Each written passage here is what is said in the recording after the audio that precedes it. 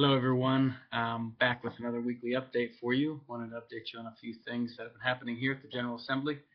Um, my ethics bill, which was a bill focused on local procurement, was referred to a procurement study, so that's good news. It'll be studied throughout the year and then brought back next year with some recommendations, so we're excited that that one is still going.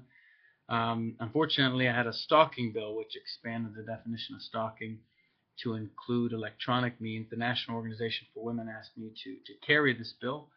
This was a bill that was originally carried by Mark Herring some time ago, and unfortunately wasn't able to get that through at that point. But we made some changes, gave it a go, and unfortunately the Criminal Law Subcommittee were not in favor of the bill.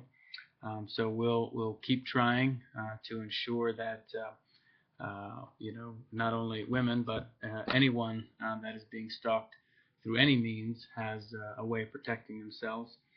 My vocational skills bill, unfortunately, House Bill 1128, made it all the way to the floor, and then on Friday it was killed by the other side.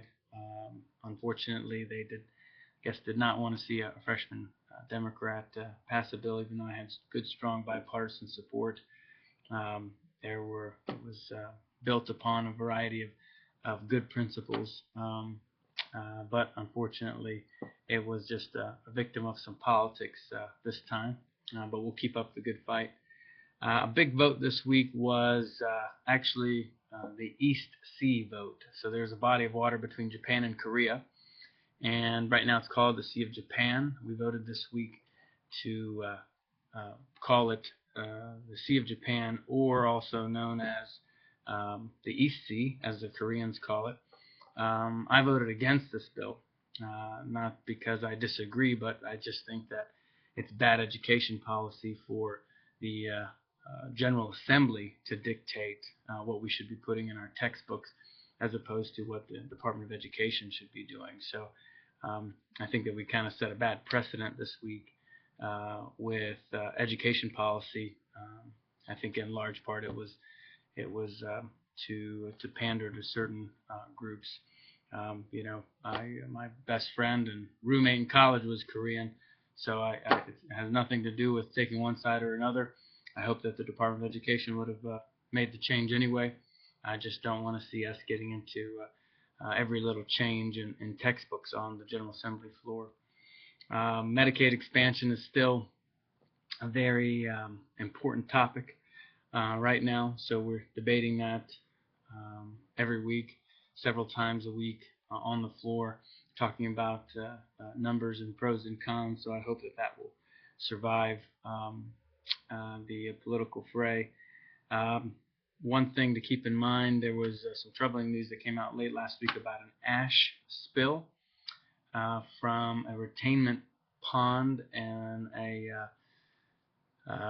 power plant facility in North Carolina.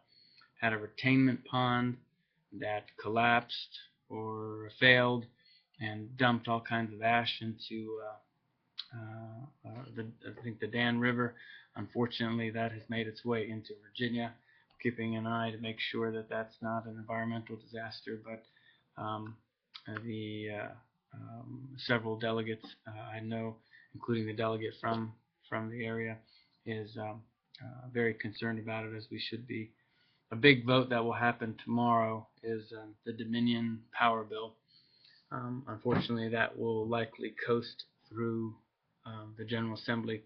I certainly am not anti-utility, and I believe that we should keep our utilities strong to ensure that we're able to offer service in a competitive way for everyone. But this specific bill, I don't think really sets a good precedent. It bypasses the SEC. This is House Bill 1059. It bypasses the SEC and also weakens the SEC's oversight over utilities. So I think, again, this is another bill that sets a bad precedent.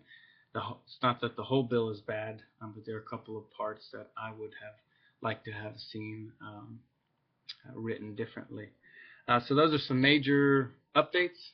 Feel free to reach out to me or to my office if you have any thoughts. But we're about halfway through the session. I look forward to updating you each and every week. Take care. Thanks.